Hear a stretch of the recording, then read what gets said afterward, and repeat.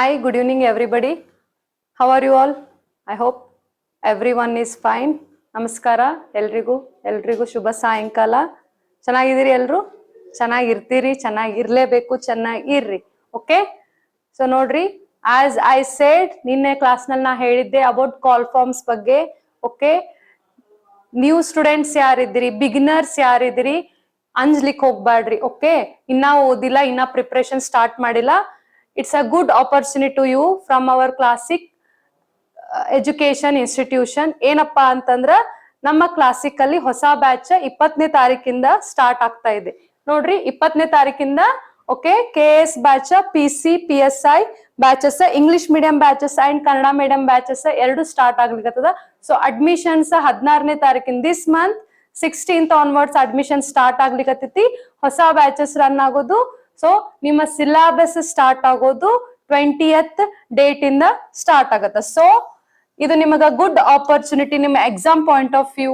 Okay, because ನಿಮಗೀಗ notifications ಈ month last week ಅಲ್ಲಿ any condition at any cost ಈ ಮಂತ್ ಲಾಸ್ಟ್ ವೀಕ್ ಅಲ್ಲಿ ನಿಮಗ ಏನು ಕಾಲ್ ಫಾರ್ಮ್ಸ್ ಆಗತ್ತ. ಅಟ್ ಎನಿ ಕಾಸ್ಟ್ ಆಗಸ್ಟ್ ಅನ್ನೋದ್ರೊಳಗಡೆ ನಿಮಗ ಎಕ್ಸಾಮ್ಸ್ ಆಗತ್ತ. ಓಕೆ, ಬಹಳ ಡಿಲೇ ಮಾಡಂಗಿಲ್ಲ. So take as a opportunity. Okay, because ಯಾಕೆ ಹೇಳಿಕತ್ತೀವಪ್ಪ ಅಂತಂದ್ರೆ ನಮ್ಮಲ್ಲಿ I feel proud. I am also from this education institute. ನಾನು ಇಲ್ಲಿಂದನೇ ಸ್ಟೂಡೆಂಟ್ ಆಗಿ okay I feel proud that because here you will get a good mentorship, 1-to-1 mentorship programmes. Okay, ನಿಮಗೆ complete syllabus ನ cover ಮಾಡ್ಕೊಡ್ತಾರ. ಚಲೋ experienced faculties ಕಡೆಯಿಂದ ನಿಮ್ಗೆ guidance ಸಿಗುತ್ತ. Okay, chapter wise model exams ನಿಮ್ಗೆ ಈ ಕೋರ್ಸ್ ಅಲ್ಲಿ ಸಿಗುತ್ತ. ಸೊ ಬಿ ಹರಿ ಆಗ್ರಿ. ಸೊ ಫಾಸ್ಟ್ ಆಗಿ ಅಡ್ಮಿಷನ್ ಮಾಡಿಸ್ರಿ. This is a good opportunity for your upcoming exams. Okay, so ಯಾರ್ಯಾರಿಗೆ ಇಂಟ್ರೆಸ್ಟೆಡ್ ಐತಿ, ಯಾರ್ಯಾರು ಎಕ್ಸಾಮ್ ನ ಕ್ರ್ಯಾಕ್ ಮಾಡ್ಕೋಬೇಕು ಅನ್ನೋ ಲೆವೆಲ್ ನಲ್ಲಿ ಇದ್ದೀರಿ, ಸೊ ಎಲ್ಲರೂ ಜಾಯಿನ್ ಆಗ್ರಿ, ಅಡ್ಮಿಷನ್ ಮಾಡ್ಕೋರಿ. Okay, so stay tuned with our classic YouTube educational channel. Okay, so ಯಾರ್ಯಾರು ಅಡ್ಮಿಷನ್ ಮಾಡ್ಬೇಕು ಅನ್ಕೊಂಡ್ರಿ ಬೇಗ ಬಂದು ಅಡ್ಮಿಷನ್ ಮಾಡಿಸ್ರಿ. ಚಾಪ್ಟರ್ ವೈಸ್ ಮಾಡೆಲ್ ಎಕ್ಸಾಮ್ಸ್ ಅನ್ನ ಮಾಡ್ತೀವಿ. ರಿಸೋರ್ಸ್ ಪರ್ಸನ್ ಇಂದ ನಮಗ ನಿಮ್ಗೆ ಗೈಡೆನ್ಸ್ ಕೊಡಿಸ್ತೇವಿ. ಅದೇ ರೀತಿ ಇಲ್ಲಿ ನಮ್ಮಲ್ಲಿ ಎಕ್ಸ್ಪೀರಿಯನ್ಸ್ಡ್ ಫ್ಯಾಕಲ್ಟೀಸ್ ಅಂತ ಹೇಳ್ತೇವಿ. ಓಕೆ, ಹೈಲಿ ಎಕ್ಸ್ಪೀರಿಯನ್ಸ್ಡ್ ಫ್ಯಾಕಲ್ಟೀಸ್ ನಮ್ಮಲ್ಲೇ ಇದ್ದಾರೆ. ಓಕೆ, ಸೊ ಬೇಗ ಬನ್ನಿ ಅಡ್ಮಿಷನ್ ಮಾಡಿಸ್ರಿ. ಸೊ ಇವತ್ತಿಂದ ಕರೆಂಟ್ ಅಫೇರ್ಸ್ ಗೆ ನಾವು ಮೂವ್ ಆಗೋನು. ಸೊ ಲಾಸ್ಟ್ ಕ್ಲಾಸ್ ನಾ ನಿಮ್ಗ 2 ಕರೆಂಟ್ ಅಫೇರ್ಸ್ 2 ಕ್ವಶನ್ಸ್ ಅನ್ನ ಯಾವ ರೀತಿ 360 ಡಿಗ್ರಿ ಅನಾಲಿಸಿಸ್ ಅಲ್ಲಿ ಯಾವ ರೀತಿ ನೀವು ಓದ್ಕೋಬೇಕು ಅನ್ನೋದನ್ನ ನಾವು ಹೇಳಿದೆ. ಸೊ ಇವತ್ತು ನೆಕ್ಸ್ಟ್ ಕ್ವಶನ್ ಗ ಸೊ ಇದು ನಿಮ್ಗೆ ಎಕ್ಸಾಮ್ ಈಗ ಹೈಲಿ ಇಂಪಾರ್ಟೆಂಟ್ ಕ್ವಶನ್ ಆಗತ್ರಿ. ನಮ್ಮ ಇಂಡಿಯಾದಾಗ ನಮ್ಮ ಪ್ರಾಜೆಕ್ಟ್ಸ್ ಒಳಗಡೆ ಏನಾದ್ರೂ ಇಂಪ್ರೂವ್ಮೆಂಟ್ ಆಯ್ತಂದ್ರೆ, ನಾವು ಇಂಡಿಯಾದಾಗ ಏನೋ ಒಂದು ಪ್ರಾಜೆಕ್ಟ್ ಸ್ಟಾರ್ಟ್ ಮಾಡಿರ್ತೀವಿ, ಅದ್ರಲ್ಲಿ ಏನೋ ಒಂದು ಇಂಪ್ರೂವ್ಮೆಂಟ್ ಕಾಣ್ತು ಅಂತಂದ್ರೆ ಅದು ನಮಗೆ ಎಕ್ಸಾಮ್ ಈಗ highly important, highly valuable, highly weightaged question ಆಗುತ್ತೆ. ಓಕೆ, ಏನೈತ್ ನೋಡ್ರಿ next question. Recently in news female cheetah Gamini who has given birth to 3 cubs. 3 cubs was brought to India from which country? Okay, ಗ್ಯಾಮಿನಿ ಅನ್ನೋ female ಚೀತಾನ ನಾವು ಯಾವ ಕಂಟ್ರಿಯಿಂದ ತಂದಿದ್ವಿ ಅಂತ ಕೇಳಿಕತ್ತಾರ. ಯಾವ country ರೀ? South Africa ರೀ. ಯಾವ ಕಂಟ್ರಿ ರೀ? South Africa. ಕನ್ಫ್ಯೂಷನ್ ಮಾಡ್ಕೋಬೇಡ್ರಿ. ನಮಿಬಿಯಾ ಇಂದ ನಾವು 2022 ಅಲ್ಲಿ ತಂದಿದ್ವಿ. ನಮಿಬಿಯಾನಿಂದ ನಾವು 2022 ಅಲ್ಲಿ ತಂದಿದ್ವಿ. ಓಕೆ, ಈ ಚೀತಾ ಅನ್ನೋದು ನಿಮ್ಮ ಎಕ್ಸಾಮಿಗ ಬಹಳ ಇಂಪಾರ್ಟೆಂಟ್. ಯಾಕಂತಂದ್ರ ನಮ್ಮ ಇಂಡಿಯಾದಲ್ಲಿ ಚೀತಾ ಪಾಪ್ಯುಲೇಷನ್ ನ ಇನ್ಕ್ರೀಸ್ ಆಗ್ಲಿಕ್ಕತ್ತದ. ಓಕೆ, ಇನ್ಕ್ರೀಸ್ ಆಗ್ಲಿಕ್ಕತ್ತದ. ಸೊ ಅದಕ್ಕೆ ನಮಗೆ ಎಕ್ಸಾಮ್ ಪಾಯಿಂಟ್ ಆಫ್ ವ್ಯೂ ಬಹಳ ಇಂಪಾರ್ಟೆಂಟ್ ಆಗ್ತದೆ. ಆಸ್ ಐ ಸೆಡ್, ನಮ್ಮ ಇಂಡಿಯಾದೊಳಗ ಟೋಟಲ್ 7 ಬಿಗ್ ಕ್ಯಾಟ್ ಅಲೈನ್ಸ್ ಐತಿ. ಟೋಟಲ್ 7 ಬಿಗ್ ಕ್ಯಾಟ್ ಅಲೈನ್ಸ್ ಅಂತ ಹೇಳಿ ನಾವು ಕರಿತೇವೆ. ಓಕೆ, 7 ಬಿಗ್ ಕ್ಯಾಟ್ ಅಲೈನ್ಸ್ ಯಾವ್ಯಾವ್ರಿ? 7 ಬಿಗ್ ಕ್ಯಾಟ್ಸ್ ಅಂತಂದ್ರ lion, tiger, cheetah, leopard, snow leopard. Okay, snow leopard, jaguar and Puma. Okay, jaguar and Puma. So ನಮ್ಮ ಇಂಡಿಯಾದಾಗ 5 big cats ಅದಾವ್ರಿ. ನಮ್ಮ ಇಂಡಿಯಾದೊಳಗ ಏನ್ರಿ 5 ಬಿಗ್ ಕ್ಯಾಟ್ಸ್ ಅದಾವ್. Okay, 5 big cat. India perspective ನಿಮಗ ಎಕ್ಸಾಮಿಗ ಬಹಳ ಇಂಪಾರ್ಟೆಂಟ್. ಅದ್ರಲ್ಲಿ ಚೀತಾನು ಒಂದು. ಸೊ ನಿಮಗೀಗ ಅಪ್ಕಮಿಂಗ್ ಏನೇನ್ ಎಕ್ಸಾಮ್ಸ್ ಆಗ್ತಾವಲ್ಲ ಅದ್ರಾಗ ಈ 5 ಬಿಗ್ ಕ್ಯಾಟ್ಸ್ ಇಂದ ಫಿಕ್ಸ್ ಒಂದು ಕ್ವಶನ್ ರೈಸ್ ಆಗ್ತದೆ. ಬಿಕಾಸ್ 5 ಬಿಗ್ ಕ್ಯಾಟ್ಸ್ ಒಳಗಿರುವಂತ ಚೀತಾ ನಿಮಗೆ ಎಕ್ಸಾಮಿಗ ಬಹಳ ಇಂಪಾರ್ಟೆಂಟ್ ಇತ್ತು. ಅದು ನ್ಯೂಸ್ ನಾಗ ಐತಿ. ಓಕೆ, ಯಾಕಪ್ಪ ಅಂತಂದ್ರ ನಮ್ಮ ಇಂಡಿಯಾದಾಗ ಚೀತಾ ಪಾಪ್ಯುಲೇಷನ್ ಇನ್ಕ್ರೀಸ್ ಆಗ್ಲಿಕತ್ತ. ಏನಿದು ಮೇನ್ ಕಾನ್ಸೆಪ್ಟ್ ಅಂದ್ರ ಈ 5 ಬಿಗ್ ಕ್ಯಾಟ್ಸ್ ಅಲ್ಲಿ ಎವ್ರಿ ಇಯರ್ ಏನು ಸೆನ್ಸಸ್ ನಡೀತೈತಿ. ಎವ್ರಿ ಇಯರ್ ಏನಾಗುತ್ತೆ, ಸೆನ್ಸಸ್ ನಡೀತದೆ. ಸೊ ಈ ಸೆನ್ಸಸ್ ಅಲ್ಲಿ ಯಾವ್ದಾದ್ರು ಎನಿಮಲ್ದು ಆರ್ ಎಕ್ಸ್ಟಿಂಟ್ ಹೋಗಿರೋ ಎನಿಮಲ್ ನ ಬಿಟ್ಟು ನಮ್ಮ ಇಂಡಿಯಾದಲ್ಲಿ ಚೀತಾ ಆಲ್ರೆಡಿ ಎಕ್ಸ್ಟಿಂಟ್ ಆಗಿತ್ತು. ಸೊ ಅದಕ್ಕೋಸ್ಕರ ನಾವೇನ್ ಮಾಡಿದ್ವಿ, ರೀಇಂಟ್ರೊಡಕ್ಷನ್ ಆಫ್ ಚೀತಾ ಅನ್ನೋದೊಂದು ಪ್ರಾಜೆಕ್ಟ್ ನ ತಂದ್ವಿ. ಫಸ್ಟ್ ನಮ್ಮ ಇಂಡಿಯಾದಲ್ಲಿ ಚೀತಾ ಇದ್ದುವು. ಸೊ 1952 ಒಳಗಡೆ ನಮ್ಮ ಇಂಡಿಯಾದಿಂದ ಚೀತಾ ಎಕ್ಸ್ಟಿಂಟ್ ಆಗಿ ಹೋದವು. 1952 ಒಳಗಡೆ ನಮ್ಮ ಇಂಡಿಯಾದಿಂದ ಚೀತಾ ಏನಾದವ್ರಿ, ಎಕ್ಸ್ಟಿಂಟ್ ಆದವು. ಸೊ ಅವಾಗ ಏನು ಒಂದು ಗೌರ್ಮೆಂಟ್ ಒಂದು ಪ್ರಾಜೆಕ್ಟ್ ತತ್ತು, ಇಂಟ್ರೊಡಕ್ಷನ್ ಆಫ್ ಚೀತಾ ಅನ್ನೋ ಒಂದು ಪ್ರಾಜೆಕ್ಟ್ ತತ್ತು. ಇಂಟ್ರೊಡಕ್ಷನ್ ಆಫ್ ಚೀತಾ ಅನ್ನೋದೊಂದು ಪ್ರಾಜೆಕ್ಟ್ ನ ನಾವು ತಂದ್ವಿ. ಓಕೆ, ಅವಾಗ ಇದನ್ನ ಸುಪ್ರೀಂ ಕೋರ್ಟ್ ತಡೆಗಟ್ಟಿತು. ಯಾಕಪ್ಪ ಅಂತಂದ್ರ introduction of cheetah introduction of cheetah ಅಂದ್ರೆ ಏನು, ನಮ್ಮ ಭಾರತ ದೇಶಕ್ಕೆ ನಾವು ಚೀತಾ ಅನ್ನೋ ಒಂದು ಪ್ರಾಣಿನ ಇಂಟ್ರೊಡಕ್ಷನ್ ಮಾಡ್ಲಿಕತ್ತೀವಿ ಅಂತ ಅರ್ಥ. ಬಟ್ ನಮ್ ಇಂಡಿಯಾದಾಗ ಆಲ್ರೆಡಿ ಚೀತಾ ಇದ್ದುವು. ಬಟ್ ಏನಾಗಿ ಹೋದ್ವಿ, ನಶಿಸಿ ಹೋದ್ವು, ಎಲ್ಲ ಎಕ್ಸ್ಟಿಂಟ್ ಆಗಿ ಹೋದ್ವು. ಅದಕ್ಕ ನಾವು ಇಂಟ್ರೊಡಕ್ಷನ್ ಆಫ್ ಚೀತಾ ಬೇಡ, ರೀಇಂಟ್ರೊಡಕ್ಷನ್ ಆಫ್ ಚೀತಾ ಅಂತ ಹೆಸರಿಡಬೇಕು ಅಂತ ಹೇಳಿ ಸುಪ್ರೀಂ ಕೋರ್ಟಿನ ಆದೇಶ ಹೊರಡಿಸ್ತು. ಗೌರ್ಮೆಂಟ್ ದವರಿಗೆ ಆದೇಶ ಹೊರಡಿಸ್ತು. ಸೊ ಅವಾಗ ನಾವು ರೀಇಂಟ್ರೊಡಕ್ಷನ್ ಆಫ್ ಚೀತಾ ಅನ್ನೋ ಒಂದು ಪ್ರಾಜೆಕ್ಟ್ ನ ತಂದ್ವಿ. ಯಾವಾಗ 2022 ಒಳಗಡೆ ರೀಇಂಟ್ರೊಡಕ್ಷನ್ ಆಫ್ ಚೀತಾ ಅನ್ನೋ ಒಂದು ಪ್ರಾಜೆಕ್ಟ್ ನ ತಂದ್ವಿ. ಅವಾಗ ನಾವು ನಮೀಬಿಯಾದಿಂದ 2022ರಲ್ಲಿ ನಮೀಬಿಯಾದಿಂದ ನಾವೇನ್ ಮಾಡಿದ್ವಿ, ಒಂದಿಷ್ಟು ಚೀತಾಗಳನ್ನ ತಂದ್ವಿ. ಸೊ ಅಲ್ಲಿಂದ ಸ್ಟಾರ್ಟ್ ಆಯ್ತ್ರಿ ಪ್ರಾಜೆಕ್ಟ್. ಸೊ ಇವಾಗ 2025 ಒಳಗಡೆ ನಾವು ಮತ್ತೆ ಸೌತ್ ಆಫ್ರಿಕಾದಿಂದ ಚೀತಾನ ತಗೊಂಡ್ ಬಂದ್ವಿ. ಸೊ ಅಲ್ಲಿ ತಂದಿರೋ ಒಂದು ಚೀತಾನೆ ಏನೈತಲ್ಲ, ಅಲ್ಲಿ ತಂದಿರೋ ಚೀತಾನೆ 3 ಮರಿಗಳಿಗೆ ಜನ್ಮ ನೀಡೈತಿ. 3 ಮರಿಗಳಿಗೆ ಜನ್ಮ ನೀಡೈತಿ. ಸೊ ಅದಕ್ಕ ನ್ಯೂಸ್ ನಾಗ ಐತಿ. ಏನಪ್ಪಾ ಅಂತಂದ್ರೆ ನಾವು ಫಸ್ಟ್ ತಂದಿದ್ದು ಚೀತಾ ಎಲ್ಲಿ ಬಿಟ್ಟಿದ್ವಪ್ಪ ಅಂದ್ರೆ ಕುನೋ ನ್ಯಾಷನಲ್ ಪಾರ್ಕ್, ಮಧ್ಯಪ್ರದೇಶದಲ್ಲಿ ಬಿಟ್ಟಿದ್ವಿ. ಕುನೋ ನ್ಯಾಷನಲ್ ಪಾರ್ಕ್ ಮಧ್ಯಪ್ರದೇಶದಲ್ಲಿ ಬಿಟ್ಟಿದ್ವಿ. ಓಕೆ, ಸೊ ಅಲ್ಲಿಂದ ಏನಾಯ್ತಪ್ಪ ಅಂತಂದ್ರ ಟೋಟಲ್ ಚೀತಾಸ್ ಬಂದ ತಕ್ಷಣ ಒಂದಿಷ್ಟು ಚೀತಾಸ್ ಡೆಡ್ ಆಯ್ತು. Because of due to changes in climatic conditions adjust ಆಗ್ಲಿಲ್ಲ. ನಮ್ಮ ವಾತಾವರಣಕ್ಕೆ ಅಡ್ಜಸ್ಟ್ ಸ್ವಲ್ಪ ಆಗ್ಲಿಲ್ಲ. ಓಕೆ, ಅದರಿಂದ ಒಂದ್ ಸ್ವಲ್ಪ ಡೆತ್ ಕೇಸಸ್ ಆಯ್ತು. But still we are providing them a good environment. ಅವಕ್ ಸೆಟ್ ಆಗುವಂತ ಎನ್ವಿರಾನ್ಮೆಂಟ್ ಅನ್ನ ಚೂಸ್ ಮಾಡಿ ಅವಕ್ಕ ಅಲ್ಲಿ ಬಿಡ್ಲಿಕ್ಕತ್ತೀವಿ. ಸೊ ಟೋಟಲ್ ನಮ್ಮ ಇಂಡಿಯಾದಾಗ ಇವಾಗ ಎಷ್ಟು ಚೀತಾಸ್ ಇದಾವ್ರಿ, ನಮ್ಮ ಇಂಡಿಯಾದಾಗ ಇವಾಗ ಟೋಟಲ್ 53 ಚೀತಾಸ್ ಅದಾವು. ಸೊ ಇದ್ರಲ್ಲಿ 50 ಚೀತಾಸ್ ಏನಿದಾವಲ್ಲ, 50 ಚೀತಾಸ್ ಕ್ವಾರಂಟೈನ್ ಸ್ಟೇಜ್ ದಲ್ಲಿ ಇದಾವ. 3 ಚೀತಾಸ್ ನಷ್ಟೇ ನಾವು ಕ್ವಾರಂಟೈನ್ ಸ್ಟೇಜ್ ಅಲ್ಲಿ ಇದಾವ. 3 ಚೀತಾಸ್ ಅಷ್ಟೇ ನಾವು ರ್ಯಾಂಡಮ್ಲಿ ಮೂವ್ ಆಗ್ಲಿಕ್ಕ ಬಿಟ್ಟೇವಿ. 3 ಚೀತಾಸ್ ಅಷ್ಟೇ ನಾವು ರ್ಯಾಂಡಮ್ಲಿ ಮೂವ್ ಆಗ್ಲಿಕ್ಕೆ ಫ್ರೀ ಆಗಿ ಬಿಟ್ಟೇವಿ. ಗಾಂಧಿನಗರ್ ನ್ಯಾಷನಲ್ ಪಾರ್ಕ್ ಮಧ್ಯಪ್ರದೇಶದಿಂದ ನಾವ್ ಏನ್ ಮಾಡೇವಿ, ಅವುಗಳನ್ನ ಫ್ರೀ ಆಗಿ ಮೂವ್ ಆಗ್ಲಿಕ್ಕ ಬಿಟ್ಟೇವಿ. ಓಕೆ, 50 ಚೀತಾಸ್ ಇನ್ನ ಏನದಾವಲ್ಲ ನಮ್ಮ ಕ್ಲೈಮೆಟಿಕ್ ಕಂಡೀಷನ್ಸ್ ಗ ಹೊಂದ್ಕೊಳಿಕತ್ತಾವ. ಯಾವುದೇ ರೀತಿಯಾದಂತ ರೋಗ ಬರ್ಲಾರ್ದಂಗ ನಾವ್ ಇನ್ನ ನೋಡ್ಕೊಳಾಗ್ದೆ. ಬಿಕಾಸ್ ಎಲ್ಲಾನು ಇನ್ನ ಕ್ಲೈಮೆಟಿಕ್ ಕಂಡೀಷನ್ ಇನ್ನ ಸೆಟ್ ಆಗ್ಲಿಕತ್ತವ್ರಿ. ಇನ್ನ ನಮ್ ಕ್ಲೈಮೆಟಿಕ್ ಕಂಡೀಷನ್ ಹೊದ್ಕೊಳಿಕ ಟ್ರೈ ಮಾಡ್ಲಿಕತ್ತಾವ. ಬಟ್ ಈ 3 ಚೀತಾಸ್ ಏನ್ ಮಾಡೇವಿ, ಬಿಟ್ಟೇವಿ. ನೋಡೋಣ ಫ್ರೀ ಆಗಿ ಮೂವ್ ಆದಂಗ ಹೆಂಗ್ ಕ್ಲೈಮೆಟಿಕ್ ಕಂಡೀಷನ್ ಗ ಒಗ್ಕೊಳ್ತಾವು ಅಂತ ಹೇಳಿ. ಓಕೆ, ಸೊ ಏನೈತ್ರಿ ಈಗ ನಮ್ಮ ನ್ಯೂಸ್ ನಾಗ ನೋಡ್ರಿ, recently female cheetah Gamini translocated to India under project cheetah gave birth to 3 cubs in Kuno national park. Okay, Kuno national park ಒಳಗಡೆ ಗೆಮಿನಿ ಅನ್ನೋ ಚೀತಾ 3 ಮರಿಗಳಿಗೆ ಜನ್ಮ ನೀಡೈತಿ. ಈ ಜಮಿನಿ ಅನ್ನೋ ಚೀತಾ ನಾವ್ ಎಲ್ಲಿಂದ ತಂದಿದ್ವಿ, ಸೌತ್ ಆಫ್ರಿಕಾದಿಂದ ತಂದಿದ್ವಿ. ಕನ್ಫ್ಯೂಷನ್ ಮಾಡ್ಕೋಬೇಡ್ರಿ, ಕ್ವಶನ್ ದಾಗ ನಿಮಗ್ ನಮೀಬಿಯಾನು ಇಡ್ತಾನ, ಸೌತ್ ಆಫ್ರಿಕಾನು ಇಡ್ತಾನ. ರೀಸೆಂಟ್ ಆಗಿ ತಂದಿದ್ವಿ ಎಲ್ಲಿಂದಪ್ಪ ಅಂತಂದ್ರೆ ನಾವು ಸೌತ್ ಆಫ್ರಿಕಾದಿಂದ ತಂದಿದ್ವಿ. ಪ್ರಾಜೆಕ್ಟ್ ಸ್ಟಾರ್ಟ್ ಮಾಡ್ಬೇಕಾದ್ರೆ ನಮೀಬಿಯಾ ಅನ್ನೋ ಕಂಟ್ರಿಯಿಂದ ತಂದ್ವಿದ್ವಿ. ಓಕೆ, ಸೊ ಇದು world's first intercontinent large carnivore reintroduction ಅಂತ ಹೇಳ್ತೇವೆ ನಾವು. ರೀಇಂಟ್ರೊಡಕ್ಷನ್ ಆಫ್ ಚೀತಾ ಅನ್ನೋದು ವರ್ಲ್ಡ್ ನಾಗೆ ಫಸ್ಟ್ ಪ್ರಾಜೆಕ್ಟ್ ರೀ. ಅದು ಅಂದ್ರೆ ನಾವು ಬೇರೆ ಕಾಂಟಿನೆಂಟ್ ಇಂದ ನಮ್ಮ ಕಾಂಟಿನೆಂಟ್ ಗ ತಂದಿದಂತ ಒಂದು ಫಸ್ಟ್ ಪ್ರಾಜೆಕ್ಟ್. ಇಡೀ ವರ್ಲ್ಡ್ ಒಳಗೆ ಆಗಿರುವಂತ ಇದು ಫಸ್ಟ್ ಪ್ರಾಜೆಕ್ಟ್ ಅಂತ ಹೇಳ್ಬೋದು. ಓಕೆ, ಈಗ ಎದಕ್ ನ್ಯೂಸ್ ನಾಗ ಐತಪ್ಪ ಅಂತಂದ್ರ ಬಿಕಾಸ್ ಪಾಪ್ಯುಲೇಷನ್ ಇನ್ಕ್ರೀಸ್ ಆಗ್ಲಿಕತ್ತ, ಚೀತಾದ ಪಾಪ್ಯುಲೇಷನ್ ಇನ್ಕ್ರೀಸ್ ಆಗ್ಲಿಕತ್ತದ. ಓಕೆ, 38 ಚೀತಾ ಇದ್ದಿದ್ದು ಟೋಟಲ್ 53 ಚೀತಾಸ್ ಆಗ್ಯಾವ. ಈಗ ಟೋಟಲ್ 53 ಚೀತಾಸ್ ಆಗ್ಯಾವ. ಪಾಪ್ಯುಲೇಷನ್ ಇನ್ಕ್ರೀಸ್ ಆಗ್ಲಿಕತ್ತೈತಿ, ಅದಕ್ಕ ನ್ಯೂಸ್ ನಾಗ ಐತಿ. ಸೊ 5 ಬಿಗ್ ಕ್ಯಾಟ್ಸ್ ರಿಲೇಟೆಡ್ ನೀಟಾಗಿ ಓದ್ಕೋರಿ. ಈ 5 ಬಿಗ್ ಕ್ಯಾಟ್ಸ್ ಒಳಗಡೆ ಫಿಕ್ಸ್ ನಿಮ್ಗ ಎಕ್ಸಾಮಿಗ ಕ್ವಶನ್ ಬರ್ತೈತಿ. ಓಕೆ, ಸೊ ನೋಡ್ರಿ, in reintroduction of cheetah under project. ಯಾವ್ಯಾವ ಪ್ರಾಜೆಕ್ಟ್ ಅಂಡರ್ ನಾವು ಮಾಡ್ತೇವಿ ಅಂತಂದ್ರ, ಒಂದು project cheetah is India's ambitious wildlife conservation programme launched in 2023. ನಾನ್ ನಿಮಗೆ ಆಲ್ರೆಡಿ ಹೇಳಿದೆ 2022 ಒಳಗಡೆ ಫಸ್ಟ್ ನಾವು ರೀಇಂಟ್ರಡಕ್ಷನ್ ಆಫ್ ಚೀತಾ ಅನ್ನೋ ಪ್ರಾಜೆಕ್ಟ್ ನ ತಂದ್ವಿ. ವೈಲ್ಡ್ ಲೈಫ್ ಕನ್ಸರ್ವೇಶನ್ ಅನ್ನೋ ಆಕ್ಟ್ ಮುಖಾಂತರ ಅದನ್ನ ತಂದ್ವಿ. ಎಲ್ಲಿಂದ ಅವು ಯಾವಾಗ ತಂದ್ವಿ? 1952 ಒಳಗಡೆ ಎಕ್ಸ್ಟಿಂಟ್ ಆಗಿ ಹೋದವು.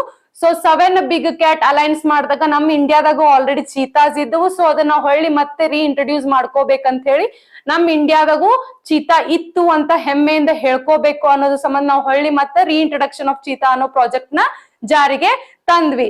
ಕುನೋ ನ್ಯಾಷನಲ್ ಪಾರ್ಕ್ ಎಲ್ಲಿ ತಂದ್ವಿ? ಫಸ್ಟ್ ನಾವು ಕುನೋ ನ್ಯಾಷನಲ್ ಪಾರ್ಕ್ ಮಧ್ಯಪ್ರದೇಶ ಒಳಗಡೆ ತಂದ್ವಿ. Okay, implemented by national conservation authority from the wildlife institute of India. ಯಾರು ಇಂಪ್ಲಿಮೆಂಟ್ ಮಾಡಿದ್ರು, ಯಾರು ಜಾರಿಗೆ ತಂದ್ರು ಅಂತಂದ್ರ ನ್ಯಾಷನಲ್ ಕನ್ಸರ್ವೇಶನ್ ಅಥಾರಿಟಿ ಅವರು. ಎದರ ಮೂಲಕ? Wild life institute of India ಅನ್ನೋ ಒಂದು ಪ್ರೋಗ್ರಾಮ್ ಮೂಲಕ ಜಾರಿಗೆ ತಂದ್ರು, ಅನ್ನೋ ಒಂದು ಸಂಸ್ಥೆ ಮೂಲಕ ಜಾರಿಗೆ ತಂದ್ರು. ಇದು ಯಾವ ಮಿನಿಸ್ಟ್ರಿ ಅಂಡರ್ ಬರ್ತೈತ್ರಿ? Ministry of environment and forest climate change. Ministry of environment forest and climate change. As I shed earlier, ನಿಮ್ಗೆ ಎಕ್ಸಾಮ್ ಈಗ ಮಿನಿಸ್ಟ್ರಿ ಬಹಳ ಇಂಪಾರ್ಟೆಂಟ್ ಆಗತ್ತೆ. ಯಾವುದೇ ಪ್ರೋಗ್ರಾಮ್ ರಿಲೇಟೆಡ್ ಇರ್ಲಿ, ಮಿನಿಸ್ಟ್ರಿ ಬಹಳ ಇಂಪಾರ್ಟೆಂಟ್. ಸೊ ಅದಕ್ಕ ನಾ ನಿಮಗ ಒತ್ತಿ ಎಲ್ಲಾ ಕರೆಂಟ್ ಅಫೇರ್ಸ್ ಒಳಗಡೆ ಏನೇ ನ್ಯೂಸ್ ನಾಗಿರ್ಲಿ ಒತ್ತಿ ಕರೆಂಟ್ ಅಫೇರ್ಸ್ ನಾ ನಿಮಗ್ ಮಿನಿಸ್ಟ್ರಿ ಹೇಳ್ತಿ. ಫಿಕ್ಸ್ ಕ್ವಶನ್ ಕೇಳ್ತಾನ್ರಿ, ದಯಮಾಡಿ ಫಿಕ್ಸ್ ಕ್ವಶನ್ ಕೇಳ್ತಾರಿ, ದಯಮಾಡಿ ನೋಡ್ಕೋರಿ. ಓಕೆ, ಎಕ್ಸಾಮ್ನರ್ ಫಿಕ್ಸ್ ಕ್ವಶನ್ ಕೇಳ್ತಾರೆ. ಓಕೆ, ಸೊ ಯಾವಾಗ ಎಕ್ಸ್ಟಿಂಟ್ ಆಗ್ಯದ ಅಂತ ಡಿಕ್ಲೇರ್ ಮಾಡಿದ್ವಿ? 1952 ಒಳಗಡೆ ನಮ್ಮ ಭಾರತದಿಂದ ಚೀತಾ ನಶಿಸಿ ಹೋಗ್ಯಾವಂತೇಳಿ ನಾವು ಯಾವ ವರ್ಷದಾಗ ಡಿಕ್ಲೇರ್ ಮಾಡಿದ್ವಿ?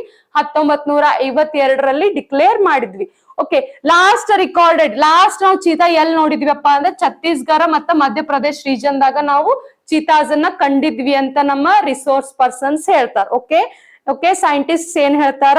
ನಾವು ಲಾಸ್ಟ್ ಆಗಿ ಎಕ್ಸ್ಟಿಂಟ್ ಆಗೋಕ್ಕಿಂತ ಮುಂಚೆನು ನಾವು ಚೀತಾಸ್ ನ ಲಾಸ್ಟ್ ಎಲ್ಲಿ ಕಂಡಿದ್ವಿ? ಛತ್ತೀಸ್ಗಢ ಮತ್ತೆ ಮಧ್ಯಪ್ರದೇಶ್ ರೀಜನ್ ದಾಗ ಕಂಡಿದ್ವಿ ಅಂತ. ಸೊ ಅದಕ್ಕೆ ನಾವು ಹೊಸ ಚೀತಾಸ್ ತಂದ್ರ ನಾವು ಫಸ್ಟ್ ಯಾವ ರೀಜನ್ ಒಳಗಡೆ ಅವತರ್ನ ಫಸ್ಟ್ ಬಿಟ್ವಿ ಅಂದ್ರ ಮಧ್ಯಪ್ರದೇಶ್ ರೀಜನ್ ಒಳಗಡೆನೆ ಅವುಗಳನ್ನ ಫಸ್ಟ್ ನಾವು ಇಂಪ್ಲಿಮೆಂಟ್ ಮಾಡಿದ್ವಿ. Okay, Asiatic cheetah today survives only in Iran. Asiatic cheetah ಸದ್ಯಕ್ಕೆ ಇರಾನ್ದಲ್ಲಿ ಅಷ್ಟೇ ಕಂಡು ಬರ್ತಾವ್. ಕ್ರಿಟಿಕಲಿ ಎಂಡೇಂಜರ್ಡ್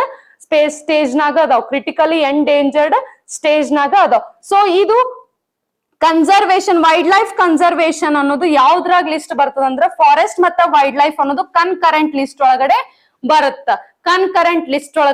ಸೊ ನೋಡ್ರಿ, ನಮಗ state list, central list, concurrent list ಅಂತ ಹೇಳಿ 3 ಲಿಸ್ಟ್ ಗಳನ್ನ ನಾವು ನೋಡ್ತೀವಿ. ಸ್ಟೇಟ್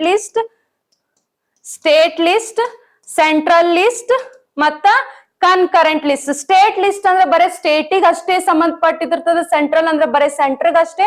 ಕನ್ಕರೆಂಟ್ ಅಂತಂದ್ರೆ ಒಂದು ಸ್ಟೇಟ್ ಮತ್ತೆ ಸೆಂಟ್ರಲ್ ಎರಡು ಸೇರಿ ಮಾಡಿರುವಂತ ಒಂದು ಪ್ರಾಜೆಕ್ಟ್ಸ್ ನಾವ್ ಎಲ್ಲಿ ತರ್ತೀವಿ? ಕನ್ಕರೆಂಟ್ ಲಿಸ್ಟ್ ಅಲ್ಲಿ ತರ್ತೇವೆ. ಇಲ್ಲಿ ಸ್ಟೇಟ್ ಅಂದ್ರೆ ಮಧ್ಯಪ್ರದೇಶ ಆಗೈತಿ, ಸೆಂಟ್ರಲ್ ಅಂತಂದ್ರೆ ನಮ್ಮ ಇಂಡಿಯಾ ಸೌತ್ ಆಫ್ರಿಕಾ ಮತ್ತೆ ನಮೀಬಿಯಾ ಜೊತೆ ಏನ್ ಮಾಡ್ಕೊಂಡದ? ಇಂಟರ್ ಕಾಂಟಿನೆಂಟಲ್ ಪ್ರಾಜೆಕ್ಟ್ ಮಾಡ್ಕೊಂಡೈತಿ. ಗೊತ್ತೈತ್ರಿ? ಸೊ ಇಲ್ಲಿ ನೋಡ್ರಿ, ದ ಫಸ್ಟ್ ಚೀತಾ ಬ್ಯಾಚ್ ನಾವ್ ಯಾವಾಗ ತಂದಿದ್ವಿ ಅಂದ್ರೆ ನಮೀಬಿಯಾದಿಂದ. ಯಾವಾಗ? 2022 ಅದೇ ರೀತಿ 2023 ಒಳಗಡೆ ನಾವು ಸೌತ್ ಆಫ್ರಿಕಾದಿಂದ ತಂದಿದ್ವಿ. ಸೊ 2025 ಏನಾಗಿತ್ರಿ? ಒಂದಿಷ್ಟು ಚೀತಾಸ್ ಡೆತ್ ಆಯ್ತು.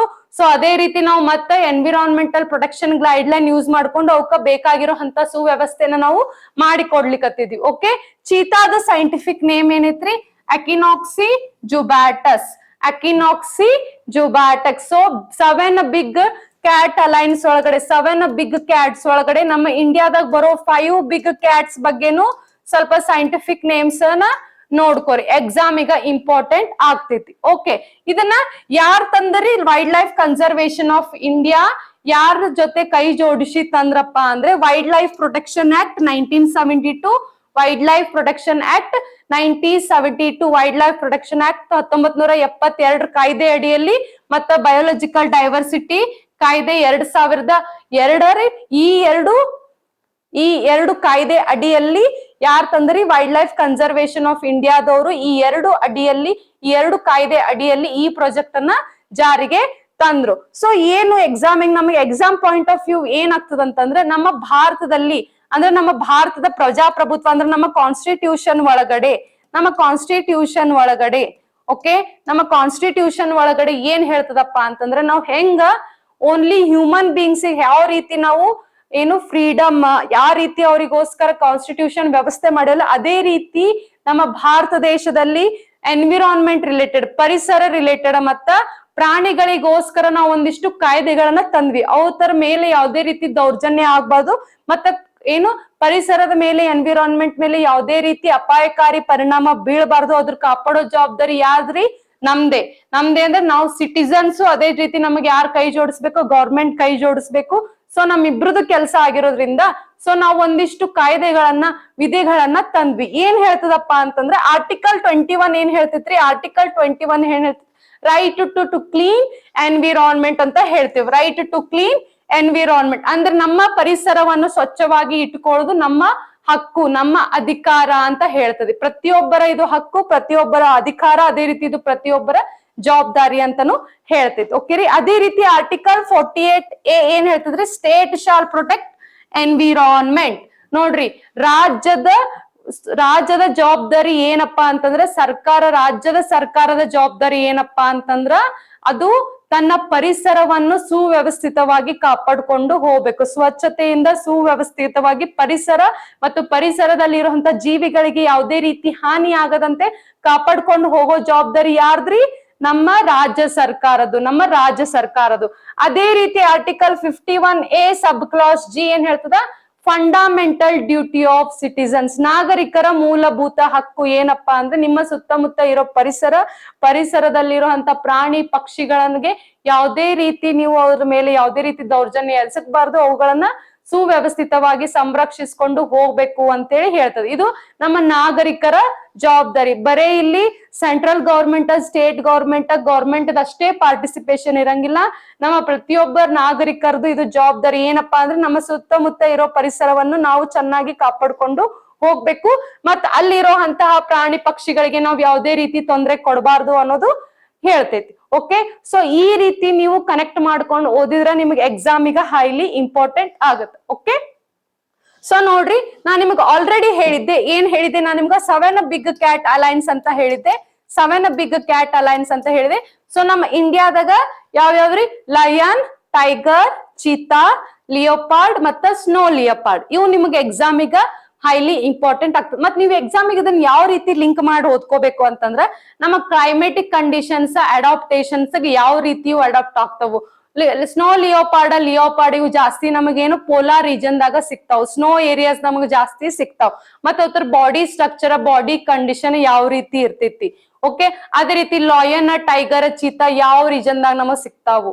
ಓಕೆ, ಅವನ್ನ ನೋಡ್ಕೋರಿ ಕರೆಕ್ಟ್ ಆಗಿ. ಅವು ಯಾವ ರೀತಿ ಕ್ಲೈಮೇಟಿಕ್ ಕಂಡೀಷನ್ಸ್ ಅಡಾಪ್ಟ್ ಮಾಡ್ತಾವ್. ಓಕೆ, ಅದೇ ರೀತಿ ಸ್ಟೇಟಸ್ ನ ನೋಡ್ಕೋರಿ. ಎಂಡೇಂಜರ್ಡ್ ಯಾವ ಅದಾವು, ವಲ್ನರೇಬಲ್ ನಾಗ ಯಾವ ಸ್ಟೇಜಸ್ ಅದಾವ್, ಕ್ರಿಟಿಕಲ್ ಎಂಡೇಂಜರ್ ನಾಗ ಯಾವ ಅದಾವ್, ಎಕ್ಸ್ಟಿಂಕ್ಟ್ ನಾಗ ಯಾವ್ದು ಅದಾವ, ಮತ್ತ ಪಾಪ್ಯುಲೇಷನ್ ಎಷ್ಟ್ ಐತಿ. 7 big cats, 5 big cats population.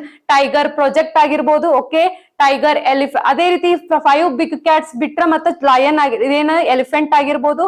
ಅದೇ ರೀತಿ ರೈನೋಸರ್ಸ್ ಆಗಿರ್ಬೋದು. ಯಾವ್ಯಾವ ಎಕ್ಸ್ಟಿಂಕ್ಟ್ ಸ್ಟೇಜಸ್ ನಾಗದವಲ್ಲ ಅದ್ರ ಬಗ್ಗೆನೂ ಒಂದ್ ಸ್ವಲ್ಪ ನೋಡ್ಕೋರಿ.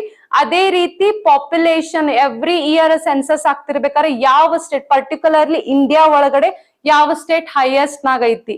ಓಕೆ, ಯಾವ ಸ್ಟೇಟ್ ಲೀಸ್ಟ್ ನಾಗ ಐತಿ, ಯಾವ ಸ್ಟೇಟ್ ನೊಳಗೆ ಜಾಸ್ತಿ ನಂಬರ್ ಆಫ್ ನಾವು ಪರ್ಟಿಕ್ಯುಲರ್ ಎನಿಮಲ್ಸ್ ನ ನೋಡ್ತೇವಿ. ಫಸ್ಟ್ ಸ್ಟೇಟ್ ಯಾವ್ದು, second state.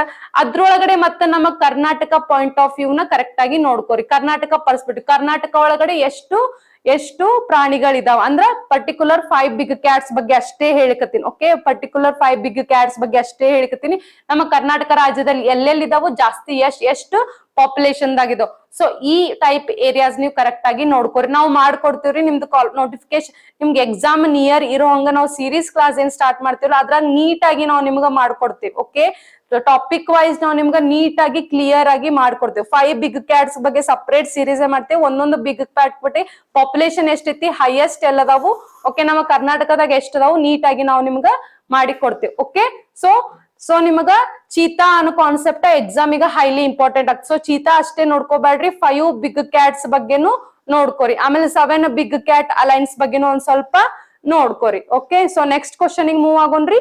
So next question ಏನೈತ್ ನೋಡ್ರಿ.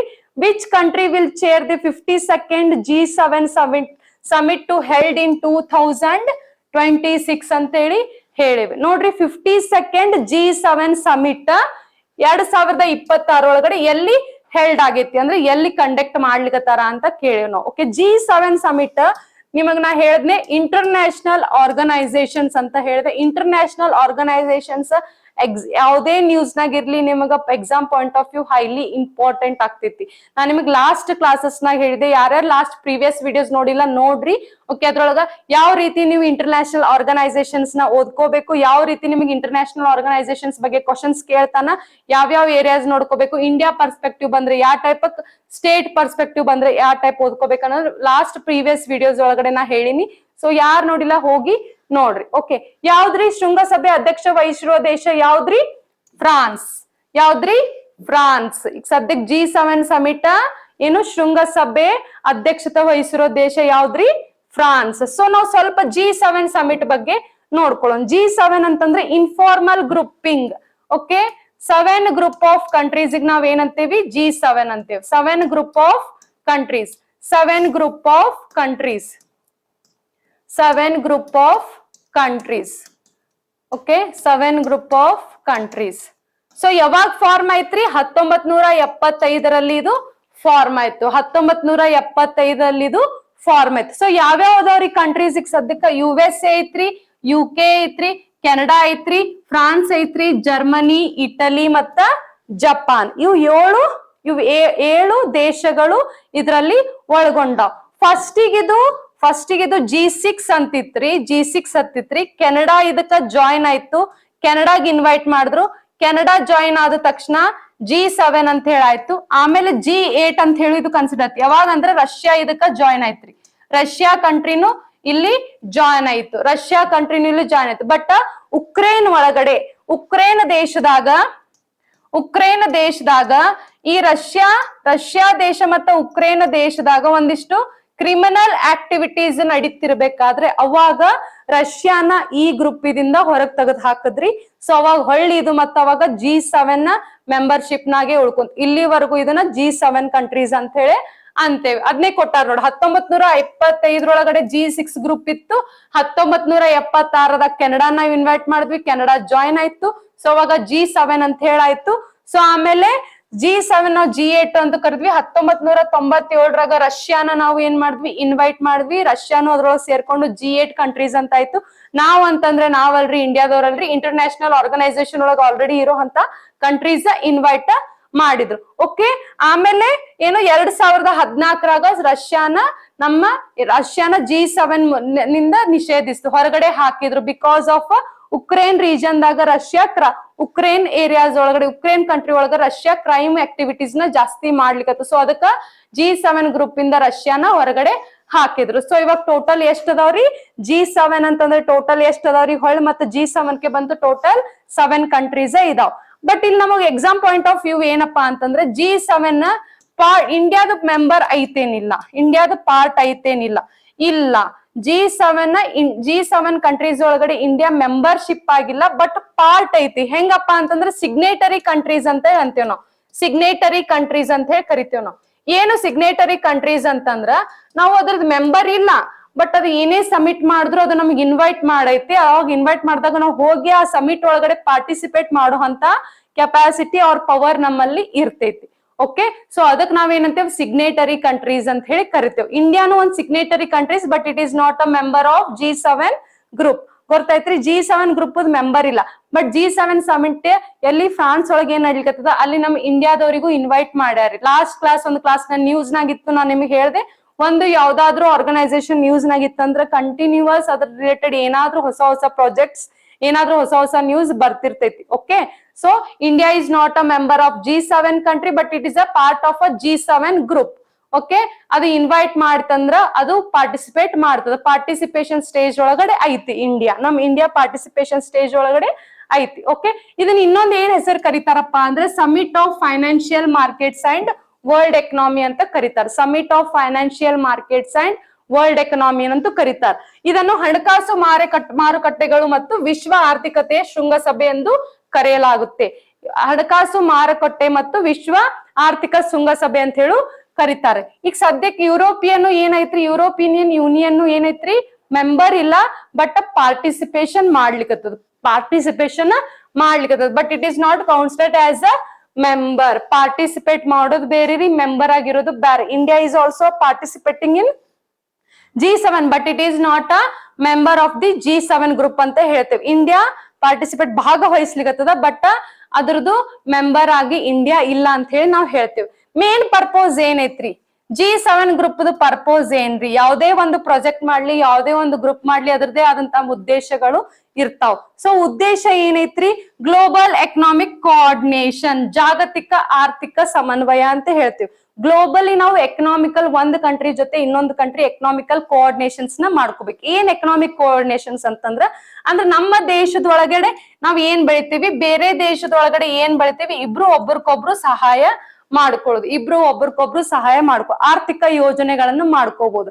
ಆರ್ಥಿಕ ವ್ಯವಸ್ಥೆಗಳನ್ನ ಉದ್ಧಾರ ಮಾಡ್ಕೊಳ್ಳೋದು ಅಂದ್ರೆ ಇಂಪ್ರೂವ್ಮೆಂಟ್ ಮಾಡ್ಕೊಳ್ಳೋದು. ನಮ್ಮ ಕಂಟ್ರಿ ಬೇರೆ ಕಂಟ್ರಿ ಒಳಗಡೆ ಏನೋ ಒಂದು ರಿಸೋರ್ಸ್ ಸಿಕ್ತಿತ್ತು, ಅದು ನಮ್ಮ ಕಂಟ್ರಿ ಒಳಗಿಲ್ಲ, ಇಲ್ಲ ನಮ್ಮ ಕಂಟ್ರಿ ಒಳಗೆ ಏನೋ ರಿಸೋರ್ಸ್ ಐತಿ ಬೇರೆ ಕಂಟ್ರಿ ಒಳಗಿಲ್ಲ ಅಂತಂದ್ರ ಅವ್ರ ಆರ್ಥಿಕತೆನ ನಾವು ಬೆಂಬಲಿಸ್ಬೇಕು, ನಮ್ಮ ಆರ್ಥಿಕತೆನ ಅವ್ರು ಬೆಂಬಲಿಸ್ಬೇಕು.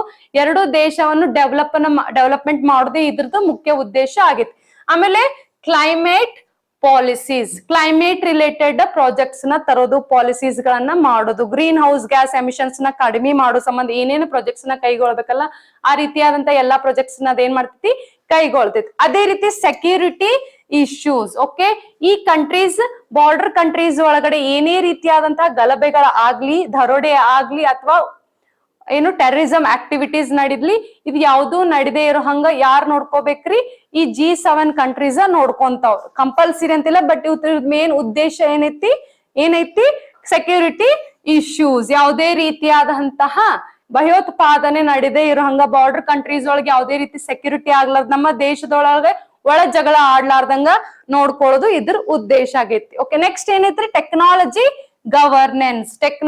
ಗವರ್ನೆನ್ಸ್ ಏನಪ್ಪಾ ಅಂತಂದ್ರ ಪ್ರಜಾಪ್ರಭುತ್ವದಲ್ಲಿ ಅಂದ್ರೆ ಗವರ್ನೆನ್ಸ್ ಅಲ್ಲಿ ಟೆಕ್ನಾಲಜಿನ ಇಂಪ್ರೂವ್ಮೆಂಟ್ ಮಾಡೋದು. ಟೆಕ್ನಾಲಜಿ ಯಾಕಂದ್ರೆ ನಮ್ಮ ಸರ್ಕಾರ ಸರಿಯಾದ ಟೆಕ್ನಾಲಜಿ ಇಂಪ್ಲಿಮೆಂಟ್ ಮಾಡ್ಲಿಕ್ಕತ್ತಪ್ಪ ಅಂದ್ರೆ, ಇಂಪ್ಲಿಮೆಂಟ್ ಮಾಡ್ತಂದ್ರೆ ಆಟೋಮೆಟಿಕ್ ಜನರು ಅದನ್ನ ಇಂಪ್ಲಿಮೆಂಟ್ ಮಾಡ್ಕೊಂತಾರ. ಬರೇ ಜನ ಅಷ್ಟೇ ಜನರ ಮೇಲೆ ಎಕ್ಸ್ಪೆರಿಮೆಂಟ್ ಮಾಡಕ್ ಆಗಲ್ಲ. ಗೌರ್ಮೆಂಟ್ ಫಸ್ಟ್ ತನ್ನ ಮೇಲೆ ತಾನು ಎಕ್ಸ್ಪೆರಿಮೆಂಟ್ ಮಾಡ್ಕೊಂಡು ಆಮೇಲೆ ಜನರಿಗೆ ಅದನ್ನ ತಲುಪಿಸ್ಬೇಕು. ಯಾವಾಗ ಗೌರ್ಮೆಂಟ್ ಅದು ಯೂಸ್ ಮಾಡ್ಕೊಳಕತ್ತದ ನೋಡಿ ಜನನು ಆಟೋಮೆಟಿಕ್ ಯೂಸ್ ಮಾಡ್ಕೊಂತಾರ. ಓಕೆ, ಹೌದ್ರಿ? ಸೊ ಗವರ್ನೆನ್ಸ್ ಒಳಗಡೆ ಟೆಕ್ನಾಲಜಿನ ಇಂಪ್ರೂವ್ಮೆಂಟ್ ಮಾಡೋದು ಇದ್ರದ್ದು ಮುಖ್ಯ ಉದ್ದೇಶ ಆಗೈತಿ. ಗೊತ್ತೈತ್ರಿ? ಮೇನ್ ಉದ್ದೇಶ ಏನ್ ಗೊತ್ತೈತ್ರಿ? ಅದೇ ರೀತಿ ನಾವು ಫೆಟಾಫ್ ಅಂತ ಹೇಳಿ ಕರಿತೇವೆ. ಫೆಟಾಫ್ ಅಂತ ಕರಿತೇವೆ. ಫೈನಾನ್ಷಿಯಲ್ ಆಕ್ಷನ್ ಟಾಸ್ಕ್ ಫೋರ್ಸ್ ಅಂತ ಹೇಳಿ ನಾವು ಕರಿತೇವೆ. ಫೈನಾನ್ಷಿಯಲ್ ಆಕ್ಷನ್ ಟಾಸ್ಕ್ ಫೋರ್ಸ್ ಅಂತ ಹೇಳಿ ಕರಿತೇವೆ. ಫೈನಾನ್ಷಿಯಲ್ ಆಕ್ಷನ್ ಟಾಸ್ಕ್ ಫೋರ್ಸ್ ಅಂತ ಹೇಳಿ ಕರಿತೇವೆ. ಏನ್ರಿ ಇವ್ರದ್ದು ಮುಖ್ಯ ಉದ್ದೇಶ ಅಂತಂದ್ರ, ಫೈನಾನ್ಷಿಯಲಿ ಆಕ್ಷನ್ ಟಾಸ್ಕ್ ಫೋರ್ಸ್ ಅಂತಂದ್ರ ಏನು, ದುಡ್ಡು ಕಳ್ಳ ಸಾಗಣೆ ಆಗದೆ ಇರೋಂಗ ನೋಡ್ಕೊಳ್ಳೋದು ಇವ್ರದ್ದು ಮುಖ್ಯ ಉದ್ದೇಶ. ಯಾವುದೇ ರೀತಿ ದುಡ್ಡು ಕಳ್ಳ ಸಾಗಣೆ ಆಗದೆ ಇರೋಂಗ್ ನೋಡ್ಕೊಳ್ಳೋದು. ಯಾಕಪ್ಪ ಅಂದ್ರೆ ಕಳ್ಳ ಸಾಗಣೆ ಆಗೋದ್ರಿಂದ ಏನಾಗ್ತದ, ಭಯೋತ್ಪಾದನೆ ಜಾಸ್ತಿ ಆಗತ್ತ, ಟೆರರಿಸಂ ಜಾಸ್ತಿ ಆಗತ್ತ. ಓಕೆ, ಟೆರರಿಸಂ ಕಂಟ್ರೀಸ್ ಒಳಗಡೆ ಟೆರರಿಸಮ್ ಜಾಸ್ತಿ ಆಗತ್ತ. ಸೊ ಇದ್ರ ಮುಖ್ಯ ಉದ್ದೇಶ ಏನಪ್ಪಾ ಅಂದ್ರ ಹಣ ಕಳ್ಳ ಸಾಗಣೆ ಆಗದೆ ಇರೋಂಗ ನೋಡ್ಕೊಳ್ಳೋದು. ಆಮೇಲೆ ಏನು, ಕಳಪೆ ನೋಟ್ ಅಂದ್ರ ಬ್ಲಾಕ್ ಕರೆನ್ಸಿ ವೈಟ್ ಕರೆನ್ಸಿ ಆಗದೆ ಇರೋಂಗ್ ನೋಡ್ಕೊಳ್ಳೋದು. Okay, black currency white currency ಆಗದೆ ಇರೋಂಗ್ ಆಸ್ ನಾ ಆಲ್ರೆಡಿ ಹೇಳಿದ್ದೆ ನಿಮಗ್ ಫಸ್ಟ್ ಕ್ಲಾಸ್ ಹೇಳಿದೆ, ದುರಂಧರ್ ಮೂವಿ ಒಳಗಡೆ ಯಾವ ರೀತಿ ಏನು ಕಳ್ಳ ಮಾಲ್ ಸಾಗಣೆ ನಮ್ಮ ಭಾರತ ದೇಶದೊಳಗ ಬೇರೆ ದೇಶದಿಂದ ನಮ್ಮ ಭಾರತ ದೇಶದೊಳಗ ಯಾವ ರೀತಿ ಬ್ಲಾಕ್ ಕರೆನ್ಸಿ ಕಳ್ಳ ಸಾಗಣೆ ಆಗ್ತದೆ, ಅದೇ ರೀತಿ ನಮ್ಮ ದೇಶದಿಂದ ವೈಟ್ ಕರೆನ್ಸಿ ಯಾವ ರೀತಿ ಕಳ್ಳ ಸಾಗಣೆ ಆಗ್ತದೆ ಅನ್ನೋದು ತೋರ್ಸ್ಯಾರಲ್ರಿ. ಸೊ ಇದನ್ನ ತಡೆಗಟ್ಟೋದು ಯಾರ ಕೆಲ್ಸ ಅಂದ್ರೆ ಇವ್ರ ಕೆಲ್ಸ ರೀ, ಈ ಸಂಸ್ಥೆದವ್ರ ಕೆಲ್ಸ, ಫೈನಾನ್ಷಿಯಲ್ ಆಕ್ಷನ್ ಟಾಸ್ಕ್ ಫೋರ್ಸ್ ಅವ್ರ ಸಂಸ್ಥೆದು ಕೆಲಸ. ಓಕೆ, ಇಲ್ಲಿ ಏನಾಗೈತ್ ನೋಡ್ರಿ, ಹಣ ಅಕ್ರಮ ವರ್ಗಾವಣೆ ಬಗ್ಗೆ ಹೆಚ್ಚುತ್ತಿರುವ ಕಳವಳಿಕೆ ಪ್ರತಿಕ್ರಿಯೆ ಆಗಿ 1989ರಲ್ಲಿ ಪ್ಯಾರಿಸ್ ನಲ್ಲಿ G7 ದೇಶಗಳ ಒಕ್ಕೂಟವು ಹಣ ಅಕ್ರಮ ವರ್ಗಾವಣೆ ಮೇಲಿನ ಹಣಕಾಸು ಕ್ರಿಯಾ ಕಾರ್ಯಪಡೆಯನ್ನು ಸ್ಥಾಪಿಸಿತ್ತು.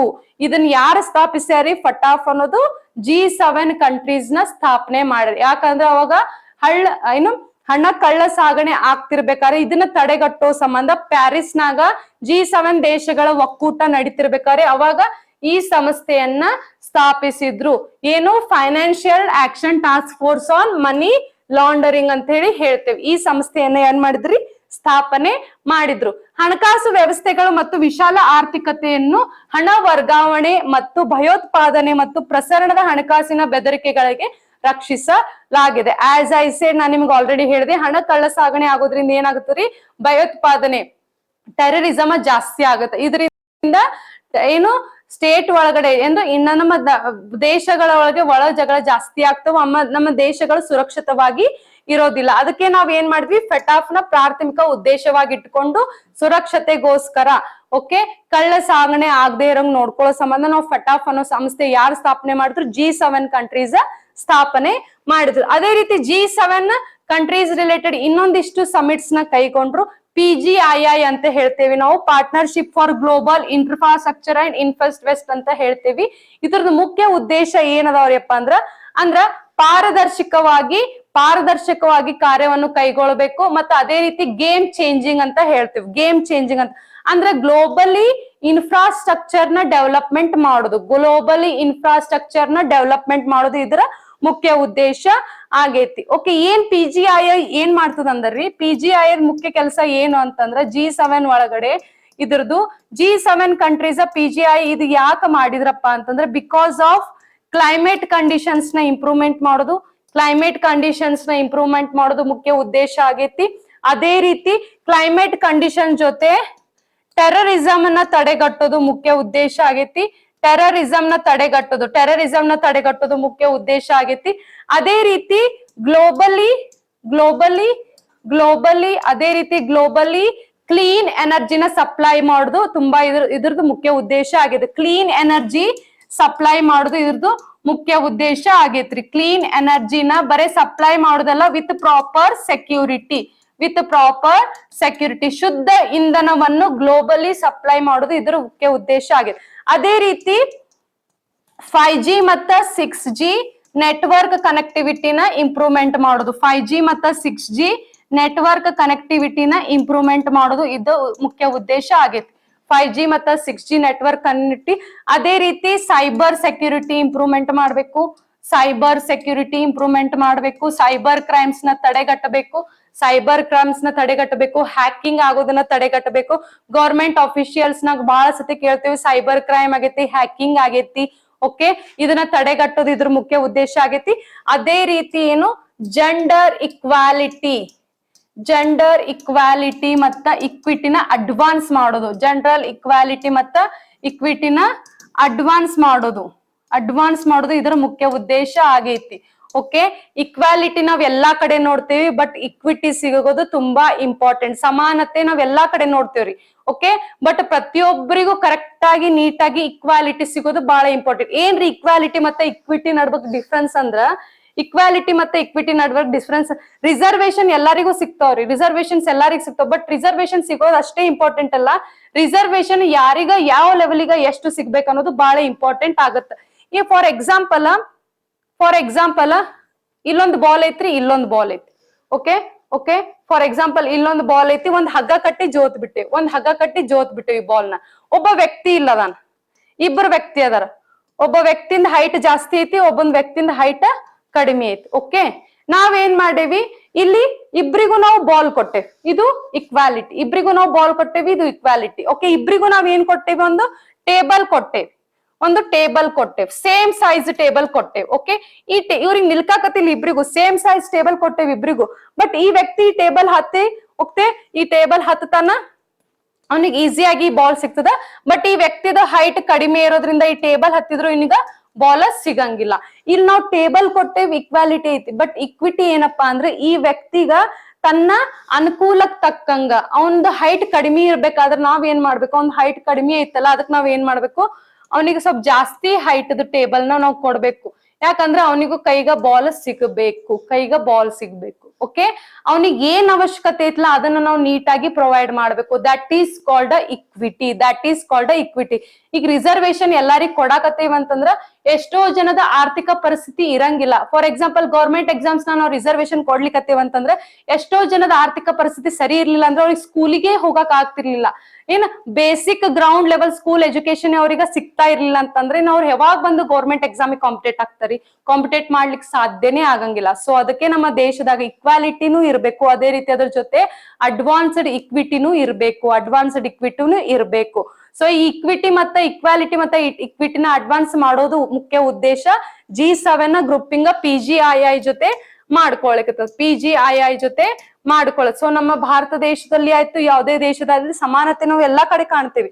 But equity advance level of equity ನಾವ್ ಎಲ್ಲಾ ಕಡೆ ಕಾಣಂಗಿಲ್ಲ. ಸೊ ಇಕ್ವಿಟಿನ ಅಡ್ವಾನ್ಸ್ ಲೆವೆಲ್ ನಾಗ ತರಬೇಕು ಅನ್ನೋದು ಇದ್ರ ಮುಖ್ಯ ಉದ್ದೇಶ ಆಗೇತಿ. ಸೊ ಇವು ಇಷ್ಟು ಮೇನ್ ಪರ್ಪಸ್ G7 ಕಂಟ್ರೀಸ್ದು ಐತಿ. ಓಕೆ, ಸೊ ಈಗ ನಾವು ಆಲ್ರೆಡಿ ಹೇಳಿದೆ ಇನ್ನೊಂದು ಏನ್ ಸಮಿಟ್ ಅಪ್ಪ ಅಂದ್ರೆ ಲೈಫ್ ಕ್ಯಾಂಪೇನ್ ಅಂತ ನಾವು ಕರಿತೇವಿ. ಲೈಫ್ ಕ್ಯಾಂಪೇನ್ ಅಂತ ಹೇಳಿ ನಾವು ಕರಿತೇವಿ. ಏನ್ ಕರಿತೇವ್ರಿ? ಲೈಫ್ ಕ್ಯಾಂಪೇನ್ ಅಂತ ಹೇಳ್ತೇವೆ. ಏನ್ ಇದ್ರದ್ ಮುಖ್ಯ ಉದ್ದೇಶ? Indian prime minister highlighted global initiative for life ಅಂತ ಹೇಳ್ತೇವೆ. ಗ್ಲೋಬಲ್ ಇನಿಷಿಯೇಟಿವ್ ಫಾರ್ ಲೈಫ್ ಅಂತ ಅಂದ್ರೆ ಏನು? ಎನ್ವಿರಾನ್ಮೆಂಟ್ ಲೈಫ್ ಸ್ಟೈಲ್ ನ ಚೇಂಜ್ ಮಾಡ್ಬೇಕು ಅನ್ನೋದು ಇದ್ರ ಮುಖ್ಯ ಉದ್ದೇಶ. ಎನ್ವಿರಾನ್ಮೆಂಟ್ ಲೈಫ್ ಸ್ಟೈಲ್ ಏನ್ ಚೇಂಜ್ ಮಾಡ್ಬೇಕ್ರಿ? ಎನ್ವಿರಾನ್ಮೆಂಟ್ ಲೈಫ್ ಸ್ಟೈಲ್ ಏನ್ರಿ? ಹಂಗಂದ್ರ ಎನ್ವಿರಾನ್ಮೆಂಟ್ ಲೈಫ್ ಸ್ಟೈಲ್ ಅಂದ್ರೆ ಎನ್ವಿರಾನ್ಮೆಂಟ್ಗೂ ಲೈಫ್ ಸ್ಟೈಲ್ ಇರ್ತದೆ. ಅಫ್ಕೋರ್ಸ್ ಎನ್ವಿರಾನ್ಮೆಂಟ್ಗೂ ಲೈಫ್ ಸ್ಟೈಲ್ ಇರ್ತೈತಿ. ಏನಪ್ಪಾ ಅಂದ್ರ ನಾವ್ ಎನ್ವಿರಾನ್ಮೆಂಟ್ ಒಳಗಡೆ ಬದುಕಲಿಕತ್ತೇವಿ. ನಮ್ಮಿಂದ ಪರಿಸರ ಅಲ್ಲ, ಪರಿಸರದಿಂದ ನಾವು ಅನ್ನೋ ಅರಿವು ಎಲ್ಲರಿಗೂ ಮೂಡಬೇಕು. ಪರಿಸರದಿಂದ ನಾವು ಅನ್ನೋ ಅರಿವು ನಮ್ಗೆಲ್ಲರಿಗೂ ಮೂಡ್ಬೇಕು. ನಮಗ್ ಬೇಕಾದ ರೀತಿಯಲ್ಲಿ ನಾವು ಕಾಡು ನಾಶವನ್ನು ಮಾಡ್ಕೊಂತ ಹೋಗ್ಬಾರ್ದು. ನಾವು ಬೇಕಾದ ರೀತಿಯಲ್ಲಿ ಇನ್ಫ್ರಾಸ್ಟ್ರಕ್ಚರ್ ಡೆವಲಪ್ಮೆಂಟ್ ಆಗ್ಬೇಕು ಹೊರತು ಬಟ್ ಅದರಿಂದ ನಮಗ ಎನ್ವಿರಾನ್ಮೆಂಟ್ ಗೆ ಯಾವುದೇ ರೀತಿಯಾದಂತ ಸೈಡ್ ಎಫೆಕ್ಟ್ಸ್ ಆಗ್ಬಾರ್ದು.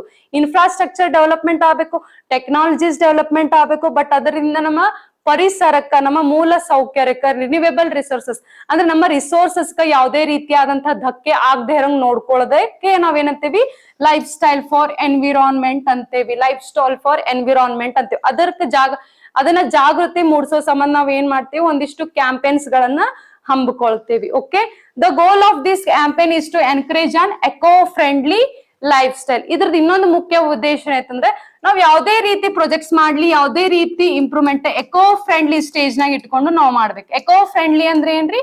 ಎಕೋ ಫ್ರೆಂಡ್ಲಿ ಅಂದ್ರೆ ನಾವು ಎನ್ವಿರಾನ್ಮೆಂಟ್ ಜೊತೆ ಸ್ನೇಹ ಸಂಬಂಧ ವಹಿಸ್ಬೇಕು ಅಂದ್ರೆ ಏನು? ಎನ್ವಿರಾನ್ಮೆಂಟ್ ಗೆ ಯಾವುದೇ ರೀತಿ ಧಕ್ಕೆ ಆಗ್ಲಾರ್ದಂಗ ನಾವು ಪ್ರೊಜೆಕ್ಟ್ಸ್ ಗಳನ್ನ ಮಾಡ್ಬೇಕು. ಎನ್ವಿರಾನ್ಮೆಂಟ್ ಜೊತೆ ನಾವು ಫ್ರೆಂಡ್ಲಿ ಆಗಿ ಇರ್ಬೇಕು ಅಂದ್ರೆ ಇದ್ರ ಮುಖ್ಯ ಉದ್ದೇಶ ಏನಂತಂದ್ರೆ ಇದಕ್ಕೆ ಯಾವುದೇ ರೀತಿ ತೊಂದರೆ ಕೊಡ್ದಂಗ್. ಬಿಕಾಸ್ ಅದಕ್ ತೊಂದರೆ ಕೊಟ್ರೆ ನಾಳೆ ನಮ್ಗ ತೊಂದರೆ ಬರೋದ್ರಿ. ಅದಕ್ ತೊಂದರೆ ಕೊಟ್ರೆ ನಾಳೆ ಅದರಿಂದ ಅನುಭವಿಸೋದು ಯಾರಿ? ನಾವು, ನಮ್ಮ ನೆಕ್ಸ್ಟ್ ಜನರೇಷನ್ ಅನುಭವಿಸ್ತಾರ. ಸೊ ಅದಕ್ಕೋಸ್ಕರ ನಾವ್ ಎನ್ವಿರಾನ್ಮೆಂಟ್ ಗೆ ಯಾವುದೇ ರೀತಿ ಧಕ್ಕೆ ಆಗ್ಲಾರ್ದಂಗ ನೋಡ್ಕೋಬೇಕು. ಓಕೆ, ನೋಡ್ರಿ, India is not a member but frequently invited. G7 ನಾ ಆಲ್ರೆಡಿ ಹೇಳಿದೆ, G7 ಕಂಟ್ರಿದು ಇಂಡಿಯಾ ಮೆಂಬರ್ ಅಲ್ಲ. ಬಟ್ ಅವಾಗ ನಮ್ಮ ಸಮಿಟ್ಸ್ ಗ ನಮಗ್ ಏನ್ ಮಾಡ್ತಿರ್ತಾರ? ಭಾಗವಹಿಸ್ಲಿಕ್ಕ ಇನ್ವೈಟೆಡ್ ಮಾಡ್ತಿರ್ತಾರ. ಸೊ ಇಂಡಿಯಾದ ಪರ್ಪಸ್, ಇಂಡಿಯಾ ಯಾಕೆ ನಾವು ಹೋಗಿ ಭಾಗವಹಿಸ್ಬೇಕು? ಏನು ಇಂಡಿಯಾದ ಔಟ್ಪುಟ್ ಐತಿ, ಇನ್ಪುಟ್ ಐತಿ, ಅದು ನಿಮ್ಗೆ ಎಕ್ಸಾಮಿಗ ಇಂಪಾರ್ಟೆಂಟ್ ಆಗ್ತದೆ. India invited as outreach country in recent summits. ಏನು ನಮ್ಮ ಇಂಡಿಯಾನ ಇನ್ವೈಟ್ ಮಾಡ್ತಾರ. ಓಕೆ, ನಮ್ ಇಂಡಿಯಾದನ್ನ ಇನ್ವೈಟ್ ಮಾಡ್ತಾರ ಸಮಿಟ್ಸ್ ಒಳಗಡೆ. ಎದಕ್ಕಪ್ಪ ಅಂತಂದ್ರೆ ತನ್ನ ಸಜೆಷನ್ ಏನಾದ್ರೂ ಇದ್ರೆ ಹೇಳ್ಬೋದು. ನಮ್ ಇಂಡಿಯಾದವರು ತಮ್ಮ ಸಜೆಷನ್ ಆರ್ ಎಲ್ಸ್ ತಮ್ಮಲ್ಲಿ ಏನಾದ್ರೂ ನ್ಯೂ ಐಡಿಯಾಸ್ ಇತ್ತಂದ್ರೂ ಇಲ್ಲಿ ಶೇರ್ ಮಾಡ್ಕೋಬಹುದು. ನ್ಯೂ ಐಡಿಯಾಸ್ ಅನ್ನ ಶೇರ್ ಮಾಡ್ಕೋಬಹುದು. ಡೆವಲಪ್ಮೆಂಟ್ ಆಗ್ಲಿಕ್ಕೆ ಏನ್ ಮಾಡ್ಬೇಕು? ಶೇರ್ ಮಾಡ್ಕೋಬಹುದು. ಅದೇ ರೀತಿ ಏನಾದ್ರೂ ಪ್ರಾಜೆಕ್ಟ್ಸ್ ಬಂದಿತ್ತಂದ್ರೆ ಅದ್ರಲ್ಲಿ ಇಂಡಿಯಾದಿಂದ ಏನಾದ್ರೂ ಹೆಲ್ಪ್ ಆಗ್ತಿತ್ತಂದ್ರ ಇಂಡಿಯಾದವರು ಮಾಡ್ಬೋದು. ಆರ್ ಎಲ್ಸ್ ಇಂಡಿಯಾಗ ಅದ್ರ ಪ್ರಾಜೆಕ್ಟ್ ರಿಲೇಟೆಡ್ ಇಂಡಿಯಾಗ ಏನಾದ್ರೂ ಸಹಾಯ ಬೇಕಿತ್ತಂದ್ರೆ ಅವರು ಏನು ಅರ್ಜಿಯನ್ನ ಸಲ್ಲಿಸಬಹುದು ಅಂತ ಹೇಳ. ಕೋಆಪರೇಷನ್ಸ್ ಏರಿಯಾಸ್ ಯಾವ್ಯಾವಪ್ಪ ಅಂದ್ರೆ ಕ್ಲೈಮೇಟ್ ಫಿನಾನ್ಸ್, ಓಕೆ, ಯಾವ್ಯಾವ ಏರಿಯಾಸ್ ಒಳಗಡೆ ಇಂಡಿಯಾ ಮೆಂಬರ್ ಇರ್ಲಿಲ್ಲ ಅಂತಂದ್ರು ಆ ಸಮಿಟ್ಸ್ ನಾಗ ಯಾವ್ಯಾವ ಏರಿಯಾಸ್ದಾಗ ಕೋಆಪರೇಟ್ ಮಾಡಬಹುದು ಅಂತಂದ್ರ ಕ್ಲೈಮೇಟ್ ಫಿನಾನ್ಸ್. ಓಕೆ, ಜಾಗತಿಕ ಪರಿಸರದಲ್ಲಿ ಆಗ್ಬೇಕಾಗಿರೋ ಬದಲಾವಣೆಗ ಆರ್ಥಿಕ ಸುರಕ್ಷತೆ ಮತ್ತು ಆರ್ಥಿಕ ವ್ಯವಸ್ಥೆಯನ್ನು ಒದಗಿಸೋದೈತಿ. ಮತ್ತ ಅದೇ ರೀತಿ ಕ್ಲೀನ್ ಎನರ್ಜಿ, ಶುದ್ಧ ಇಂಧನ ಸಪ್ಲೈ ಮಾಡೋದ್ರ ಬಗ್ಗೆ ನಾವು ಮಾತಾಡ್ಬೋದು. ಅದೇ ರೀತಿ ಸಪ್ಲೈ ಚೈನ್ಸ್, ಅದೇ ರೀತಿ ನಮ್ಮ ದೇಶದಿಂದ ಬೇರೆ ದೇಶಕ್ಕೆ ನಾವ್ ಏನೇನು ಸಾಗಾಣಿಕೆ ಮಾಡ್ತೇವಲ್ಲ ಅದ್ರ ಬಗ್ಗೆ ನಾವು ಡಿಸ್ಕಷನ್ ಮಾಡ್ಬೋದು. ಅದೇ ರೀತಿ AI ಗವರ್ನೆನ್ಸ್, ಆರ್ಟಿಫಿಷಿಯಲ್ ಇಂಟೆಲಿಜೆನ್ಸ್ ಅನ್ನ ನಾವು ಗವರ್ಮೆಂಟ್ ಒಳಗಡೆ ಯಾವ ರೀತಿ ಯೂಸ್ ಮಾಡ್ಕೋಬೇಕು ಅನ್ನೋದ್ರ ಬಗ್ಗೆ ನಾವು ಡಿಸ್ಕಷನ್ ಮಾಡ್ಬೋದು. ಅದೇ ರೀತಿ ಕ್ರಿಟಿಕಲ್ ಮಿನಿರಲ್ಸ್ ಅಂತ ಹೇಳ್ತೀವಿ, ಕ್ರಿಟಿಕಲ್ ಮಿನರಲ್ಸ್ ಅಂತ ಹೇಳ್ತೀವಿ. ಆಲ್ರೆಡಿ ಸಿಗ್ಲಾರ್ದ ಸ್ಟೇಜ್ ಒಳಗಡೆ ಇರೋಂತ ಮಿನರಲ್. ರಿನ್ಯೂವೇಬಲ್ ರಿಸೋರ್ಸಸ್ ಮತ್ತೆ ನಾವು ನಾನ್ ರಿನ್ಯೂವೇಬಲ್ ರಿಸೋರ್ಸ್ ಅಂತ ಹೇಳ್ತೀವಿ. ರಿನ್ಯೂವೇಬಲ್ ರಿಸೋರ್ಸಸ್ ಅಂತಂದ್ರೆ ಏನ್ರಿ, ನಮಗ ಯಾವಾಗ ಬೇಕೋ ಅದನ್ನ ಮತ್ತೆ ಹೊಳ್ಳಿ ಸಿಕ್ತೈತಿ. ನಾನ್ ರಿನ್ಯೂವೇಬಲ್ ರಿಸೋರ್ಸ್ ಅಂತಂದ್ರ ನಮಗ ನಮಗ್ ಸಿಗ್ಲಾರ್ದಂತಹ ರಿಸೋರ್ಸಸ್ ಬಗ್ಗೆ ನಾವ್ ಏನ್ ಮಾಡ್ಬೇಕು, ಡಿಸ್ಕಷನ್ ಮಾಡ್ಬೇಕು. ಆ ರಿಸೋರ್ಸಸ್ ಅನ್ನ ನಾವು ಯಾವ ರೀತಿ ಕಾಪಾಡ್ಕೋಬೇಕು, ಯಾವ ರೀತಿ ನಾವು ಅದನ್ನ ಸ್ಟೋರ್ ಮಾಡಿ ನೆಕ್ಸ್ಟ್ ಜನರೇಷನ್ ಸಿಗೋ ಹಂಗ ಯಾವ ರೀತಿ ನಾವು ಸ್ಟೋರ್ ಮಾಡಿ ಇಟ್ಕೋಬೇಕು, ಎಷ್ಟು ಪ್ರಮಾಣದಲ್ಲಿ ಅವತ್ತನ್ನ ನಾವು ಬಳಕೆ ಮಾಡ್ಬೇಕು ಅನ್ನೋದ್ರ ಬಗ್ಗೆ ನಾವ್ ಏನ್ ಮಾಡ್ತೇವ್ರಿ, ಇಲ್ಲಿ ಡಿಸ್ಕಷನ್ ಮಾಡ್ತೇವೆ. ಸೊ ನಿಮಗ್ ನೋಡ್ರಿ ಎಕ್ಸಾಮ್ ಪಾಯಿಂಟ್ ಆಫ್ ವ್ಯೂ ಯಾವ ರೀತಿ ಕ್ವಶನ್ಸ್ ಅರೈಸ್ ಆಗ್ತಾವ್ ಮತ್ತೆ ಯಾವ ರೀತಿ ನಿಮ್ಗೆ ಎಕ್ಸಾಮ್ಸ್ ಗೆ ಕೇಳ್ತಾವು ಅನ್ನೋ ಒಂದು 360 ಡಿಗ್ರಿ ಆಂಗಲ್ ಒಳಗ್ ನಾನು ನಿಮ್ಗೆ ಆಲ್ಮೋಸ್ಟ್ ಆಲ್ ಏರಿಯಾಸ್ ನ ಹೇಳ್ಕೊಡ್ಲಿಕತ್ತೀನಿ. ಓಕೆ, ಸೊ ನೀಟಾಗಿ ಫಾಲೋ ಅಪ್ ಮಾಡ್ರಿ, ನೀಟಾಗಿ ಓದ್ಕೊಳ್ರಿ. ಓಕೆ, ಫಸ್ಟ್ ಹೇಳಿದೆ ಚೀತಾ ಬಗ್ಗೆ ಹೇಳಿದೆ, ಈಗ ಸೆಕೆಂಡ್ G7 ಸಮಿಟ್ಸ್ ಬಗ್ಗೆ ಹೇಳಿದೆ. ಇಂಟರ್ನ್ಯಾಷನಲ್ ಆರ್ಗನೈಸೇಷನ್ಸ್ ನಿಮ್ಮ ಎಕ್ಸಾಮ್ ಈಗ ಹೈಲಿ ಇಂಪಾರ್ಟೆಂಟ್ ಆಗ್ತಾವು. ಫಿಕ್ಸ್ ನಿಮಗೆ ಇಂಟರ್ನ್ಯಾಷನಲ್ ಆರ್ಗನೈಸೇಷನ್ ಮೇಲೆ ಫಿಕ್ಸ್ ಕ್ವಶನ್ಸ್ ಇರ್ತಾವು. ಕರೆಂಟ್ ಅಫೇರ್ಸ್ ಕ್ವಶನ್ಸ್ ಜಾಸ್ತಿ ಇಂಟರ್ನ್ಯಾಷನಲ್ ಆರ್ಗನೈಸೇಷನ್ಸ್, ಮತ್ತ ಅವಾರ್ಡ್ಸ್, ಹಾನರ್ಸ್, ಮತ್ತ places in news, persons in news ಯಾರಾದ್ರೂ ಇದ್ರೆ ಅದನ್ನ ಬಿಟ್ರೆ ಮತ್ತೆ ನಿಮ್ಗೆ ಸೈನ್ಸ್ ಅಂಡ್ ಟೆಕ್ ರಿಲೇಟೆಡ್ ಜಾಸ್ತಿ ಕ್ವಶನ್ಸ್ ಕೇಳ್ತಾನ. ಸೊ ಕರೆಂಟ್ ಅಫೇರ್ಸ್ ಏನೇ ಬರ್ಲಿ ಈ ರೀತಿ ನೀವು ಸಬ್ಜೆಕ್ಟ್ ಗ ಲಿಂಕ್ ಮಾಡ್ಕೊಂಡು ಓದ್ಲಿಕ್ಕ ಟ್ರೈ ಮಾಡ್ರಿ. ತಿಳಿತ್ರಿ? ಓಕೆ, ಐ ಹೋಪ್ ಇವತ್ತಿನ ಕ್ಲಾಸ್ ಅರ್ಥ ಆಗ್ಯದ ಅನ್ಕೊಂಡಿರ್ತೀನಿ.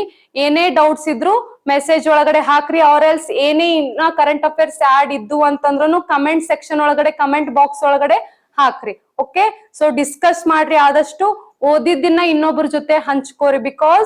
ಬಿಕಾಸ್ ನೀವು ಎಷ್ಟು ಡಿಸ್ಕಷನ್ ಮಾಡ್ತೀರಿ ಅಷ್ಟು ನಿಮಗೆ ವೈಡ್ ಏರಿಯಾಸ್ ಸಿಗ್ತಾವ, ಅಷ್ಟು ನಿಮಗೆ ವೈಡ್ ಏರಿಯಾಸ್. ಯಾಕಂದ್ರೆ ಇನ್ನೊಬ್ರ ಕಡೆ ಇನ್ನೊಂದು ಪಾಯಿಂಟ್ ಗೊತ್ತಿರ್ತ, ಅದು ನಿಮ್ಗೆ ಶೇರ್ ಆಗುತ್ತಾ, ನಿಮ್ಗೆ ಗೊತ್ತಿರೋ ಪಾಯಿಂಟ್ ಇನ್ನೊಬ್ರಿಗೆ ಶೇರ್ ಆಗುತ್ತೆ. ಆದಷ್ಟು ಡಿಸ್ಕಷನ್ ಮಾಡಿ ಓದ್ರಿ ಅಂಡ್ ಸೀರಿಯಸ್ ಆಗ್ರಿ. ಅಂಡ್ ನಾನು ನಿಮ್ಗೆ ಫಸ್ಟಿಗೆ ಹೇಳಿದೆ, ನಮ್ಮ ಕ್ಲಾಸಿಕ್ ಎಜುಕೇಶನಲ್ ಇನ್ಸ್ಟಿಟ್ಯೂಟ್ ಒಳಗಡೆ ಹೊಸ ಬ್ಯಾಚ್ ಸ್ಟಾರ್ಟ್ ಆಗ್ಲಿಕ್ಕೆ ಇದೊಂದು ನಿಮ್ಗೆ ಗುಡ್ ಆಪರ್ಚುನಿಟಿ. ಬಿಕಾಸ್ ಸನ್ನಿದ್ರಲ್ಲಿ ಕಾಲ್ ಫಾರ್ಮ್ಸ್ ಆಗ್ತಾವ. ಈ ಮಂತ್ ಲಾಸ್ಟ್ ವೀಕ್ ಒಳಗಡೆ ನೋಟಿಫಿಕೇಶನ್ ಕಟ್ಟಿಟ್ಟ ಬುತ್ತಿ ಅಂಡ್ ಆಗಸ್ಟ್ ಅಂದ್ರೊಳಗೆ ನಿಮ್ಗೆ ಎಲ್ಲಾ ಎಕ್ಸಾಮ್ಸು ಆಗ್ತಾವ. ಸೊ ಇಂಟ್ರೆಸ್ಟೆಡ್ ಇರೋರು ಜಾಯಿನ್ ಆಗ್ರಿ, ಇದು ನಿಮ್ಗೊಂದು ಗುಡ್ ಜಾಬ್ ಆಪರ್ಚುನಿಟಿ. ಯಾಕಂದ್ರೆ 1-to-1 ಮೆಂಟರ್ಶಿಪ್ ಪ್ರೋಗ್ರಾಮ್ ಇಲ್ಲಿ ನಡೀತೈತಿ. ನಿಮ್ಗ ಎಲ್ಲಾ ರೀತಿಯಾದಂತಹ ಫೆಸಿಲಿಟೀಸ್ ಇಲ್ಲಿ ಸಿಗ್ತಾವು. ಓಕೆ, ಎಕ್ಸ್ಪೀರಿಯನ್ಸ್ಡ್ ಫ್ಯಾಕಲ್ಟೀಸ್ ನಿಮ್ಗೆ ಇರ್ತಾವ, ಚೆನ್ನಾಗಿ ಗೈಡ್ ಮಾಡ್ತಾರ. ಓಕೆ, ಸೊ ನಿಮ್ಗ ಎಕ್ಸಾಮ್ ಪಾಯಿಂಟ್ ಆಫ್ ವ್ಯೂ ಯಾವ ರೀತಿ ಓದ್ಕೋಬೇಕು ಅನ್ನೋದು ನಿಮ್ಗೆ ಕ್ಲಾಸ್ನಾಗ ನೀಟಾಗಿ ಹೇಳ್ಕೊಡ್ತಾರ. ಓಕೆ ರೀ, ಸೊ ನಾಳೆ ನೆಕ್ಸ್ಟ್ ಕರೆಂಟ್ ಅಫೇರ್ಸ್ ಅನ್ನ ನಾಳೆ ಕಂಟಿನ್ಯೂ ಮಾಡ್ಕೊಳ್ಳೋಣ. Okay, stay connected with our classic educational YouTube channel. Thank you.